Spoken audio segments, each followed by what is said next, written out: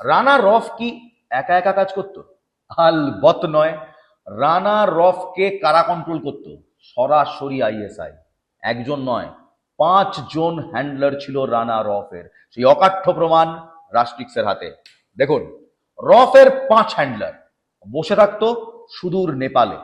নেপাল কিংবা কাঠমান্ডুরকে চিরকালই বলা হয় এসপিওনাজ কিংবা এই গুপ্তচর বৃত্তির ক্যাপিটাল।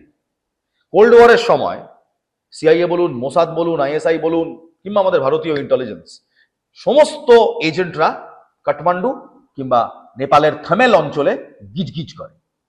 রানা রফকেও কন্ট্রোল করতো আইএসআই নেপালে বসে। তার অকাঠ্য প্রমাণ পাওয়া গেছে এবং কারা সেই হ্যান্ডলার সেগুলোও পাওয়া গেছে। দেখুন তাহলে, প্রথম হ্যান্ডলারের নাম কাসিফ। কাসিফ রফের হ্যান্ডলার ছিল। দ্বিতীয় হানিফ রফের হ্যান্ডলার। তৃতীয় সোহেল। চতুর্থ হ্যান্ডলারের নাম জেডি। জেডির পুরো নাম কি এখনো আমরা জানতে পারিনি। এবং পঞ্চম হ্যান্ডলারের নাম হারুন সফদার। কাসিফ, হানিফ, সোহেল, জেডি, হারুন সফদার, এরা সবাই হলো পাকিস্তান আইএসআই এর গুপ্তচর। এরা নেপালে বসে আছে। নেপাল থেকে সরাসরি ইনস্ট্রাকশন আসতো রানা রফের কাছে এবং রানা রফকে দেওয়া হতো তার অ্যাসাইনমেন্ট, তার কাজ। কিভাবে জানতে পারলাম আমরা? এসটিএফ কে রানা রফ নিজের জবানবন্দিতে বলেছে তার এই 5টা হ্যান্ডলারের সঙ্গে নিয়মিত যোগাযোগ থাকতো। শুধু এই নয়, যে মোবাইল ফোন রানা রফ কিংবা ওয়াহাব আলম ব্যবহার করত, সেই মোবাইল ফোন সে নেপালেই ভেঙে আসে। সেই মোবাইল ফোনকে সে নেপালে ভেঙে ধ্বংস করে তারপর ফেরে। নিজের পকেটে রেখে দিয়েছিল শুধু সিম কার্ডটা। আর ওই সিম কার্ড থেকে কাসিফের প্রায় 3 থেকে 5টা WhatsApp number, Hanif, Sohel, JD আর হারুন সফদারদের একটি হোয়াটসঅ্যাপ নাম্বার এর খোঁজ পেয়েছে এসটিএফ। এই সমস্ত হোয়াটসঅ্যাপ নাম্বারের মাধ্যমেই কথোপকথন চলতো। আইএসআই রানা রফকে কি করতে হবে সেই অ্যাসাইনমেন্ট দিত। রানা রফ এখান থেকে নিয়মিত যোগাযোগ রাখতো এই 5 আইএসআই হ্যান্ডলারদের সঙ্গে। কি কি অ্যাসাইনমেন্ট দেওয়া হতো রানা রফকে? রানা রফকে বলা হয়েছিল এখানে রিক্রুটমেন্ট করার কথা। Online portal, gaming portal, social media সাইটের মাধ্যমে মগজ ধোলাই এবং আইএসআই এর জন্য গ্রাউন্ড অপারেটিভ কিংবা লো টার্গেট অপারেটিভদের রিক্রুট করা। এদের কাজ ছিল বিভিন্ন সেন্সিটিভ এলাকা কিংবা বিভিন্ন সেন্সিটিভ জোন থেকে তথ্য সংগ্রহ করা এবং সেই তথ্য রানা রফকে পাঠিয়ে দেওয়া। রানা রফ তারপর সেই তথ্য নিয়ে পাঠিয়ে দিত নেপালে বসে থাকা তার আইএসআই হ্যান্ডলারদের কাছে। 5টা আইএসআই হ্যান্ডলার, তাদের কাছে পৌঁছে যেত এই সমস্ত তথ্য। এই ছিল রানা রফের কর্মকাণ্ড। কোন কোন তথ্য রানা রফের নজরে ছিল জানেন? হ্যাঁ, পলিটিক্যাল পার্সপেক্টিভ, পলিটিক্যাল ফিগাররা তো ছিলই।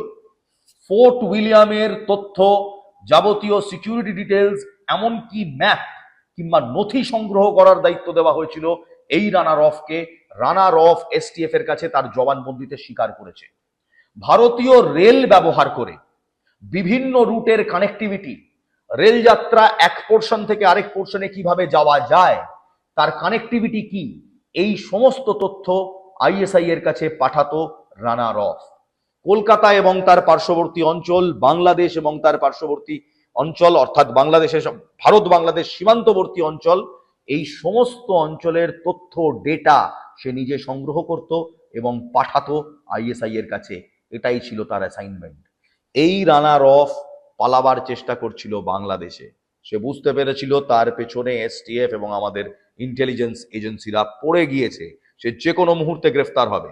ছক ছিল মঙ্গলবার পালিয়ে যাবে বাংলাদেশে পেট্রোপোল বর্ডার হয়ে। কিন্তু ভারতের গোয়েন্দাদের কাছে আইএসআই কোনো দিন জিততে পারেনি। ইতিহাস সাক্ষী রয়েছে। আইএসআই অপারেশন টুপ্যাক বলুন, কারগিলে মুজাহিদিনদের নামে পাকিস্তান আর্মি পাঠানো বলুন, কিংবা এই পেহেলগাঁওয়ের মতো কাপুরুষাচিত আচরণ বলুন, ইতিহাস সাক্ষী রয়েছে আইএসআই কোনোদিন ভারতীয় গোয়েন্দাদের কাছে জিততে পারেনি। এবারও পারেনি। বেঙ্গল এসটিএফ হাতে নাতে তাকে হাবড়া থেকে ধরলো, ধরে এই গোটা কর্মকাণ্ড ফাঁস করলো। এই ছিল রানা রফের কাচ্চা চিঠা। এবার কয়েকটা প্রশ্নে আসি। রানা রফের কি একা লোন উলফ অপারেটিভ, নাকি এই যে 7 জন জঙ্গি গ্রেপ্তার হলো এই 7 জন জঙ্গির সঙ্গে রানা রফের যোগসূত্র ছিল। এরা কি একসঙ্গে অ্যাজ আ নেটওয়ার্ক কাজ করছিল?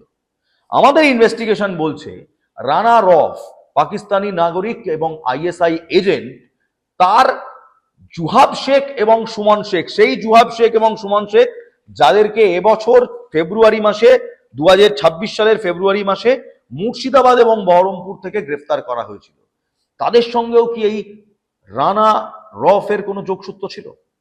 দ্বিতীয়, রানা রফের হামিম মণ্ডল, তাদের সঙ্গে কি কোনো যোগসূত্র ছিল? কারণ হামিম মণ্ডলও কিন্তু কারো কাছ থেকে একটা ইনফরমেশন পাচ্ছিল এবং পেয়ে পাস করছিল। সেই মাস্টারমাইন্ড কি রানা রফ? হামিম মণ্ডলকে কি হ্যান্ডেল করতো রানা রফ?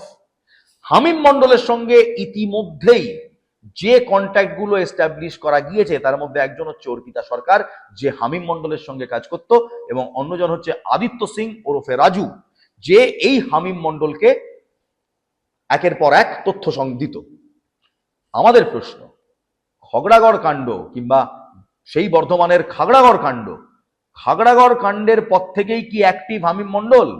খাগড়াগড় কাণ্ড যারা ঘটিয়েছিল তাদের সঙ্গেও কি হামিম মণ্ডলের যোগসাযোগ ছিল?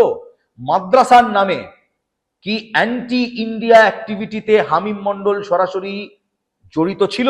আর এই হামিম মণ্ডল সে কি ডাইরেক্টলি রানা রউফের সঙ্গে জড়িত? 5 জন নেপালি আইএসআই হ্যান্ডলার, নেপালে বসে অপারেট করছে 5 জন আইএসআই হ্যান্ডলার, তারা হ্যান্ডেল করছে রানা রফকে। রানা রফ হ্যান্ডেল করছে হামিম মণ্ডলকে, যে আবার আরো 2 জনকে হ্যান্ডেল করছে, একজনের নাম আদিত্য সিং আর একজনের নাম অর্পিতা সমাদ্দার। আবার প্রশ্ন জাগে, এই রানা রফই কি আবার জুহাব শেখ এবং সুমন শেখ, যাদেরকে একেবারে মুর্শিদাবাদ এবং বহরমপুর থেকে গ্রেফতার করা হয়েছিল, তাদেরকেও হ্যান্ডেল করত? যদি এই প্রশ্নের উত্তর হ্যাঁ হয়, তাহলে বুঝুন রানা রফ এবং এই আইএসআই এর জাল কতটা ছড়িয়েছিল বাংলায়।